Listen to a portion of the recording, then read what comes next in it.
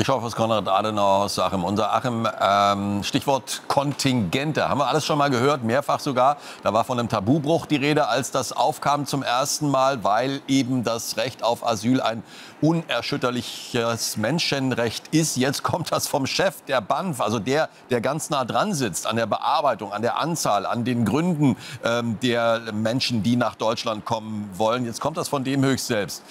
Das dürfte möglicherweise auch die Damen und Herren hinter dir im Konrad-Adenauer-Haus aufhorchen lassen, weil da wird ja heute zum Beispiel auch über das Thema Asyl und Migration verhandelt, nämlich die zukünftige Koalition. Ja, und die Verhandler, die kommen da auch nicht so richtig weiter. Also manchmal heißt es, an manchen Tagen heißt es, man hat sich da mehr oder weniger auf eine Kompromisslinie geeinigt. Am nächsten Tag heißt es dann wieder, da gibt es doch noch, sage ich mal, viele Widersprüche und gegenläufige Meinungen zwischen SPD und Union. Aber du hast es angesprochen, dieses Konzept ist tatsächlich nicht neu. Also Thorsten Frey, der hier ja maßgeblich bei diesen Koalitionsverhandlungen eine Rolle mitspielt, der parlamentarische Geschäftsführer der Union, der hat eben schon im Sommer 23 ganz Ähnliches formuliert. Und das Ganze nennt man auch mittlerweile den Freiplan.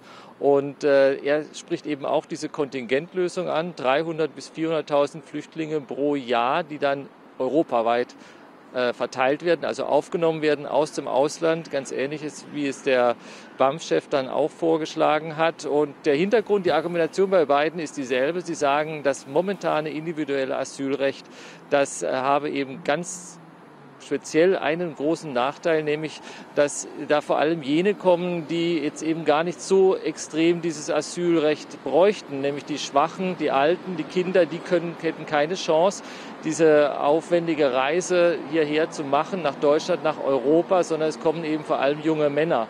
Und wenn man dann das Ganze umdreht und sagt, wir suchen uns diejenigen aus, die tatsächlich schutzbedürftig sind, dann hätte das mehr mit dem Asylgedanken zu tun. Und dieser Gedanke von Thorsten Frey, der ging dann noch so weit, dass er sagt, und alle Anrainerstaaten rum um Europa, die hätten auch einen Anspruch, die könnten Anspruch anmelden. Und das wäre dann im Fall der Ukrainer eben so gewesen, die Ukrainer kommen, die würden dann auf dieses Kontingent angerechnet. Entsprechend weniger könnten dann zum Beispiel eben auch aus Afrika nach Europa kommen. Achim, für den Moment Dankeschön.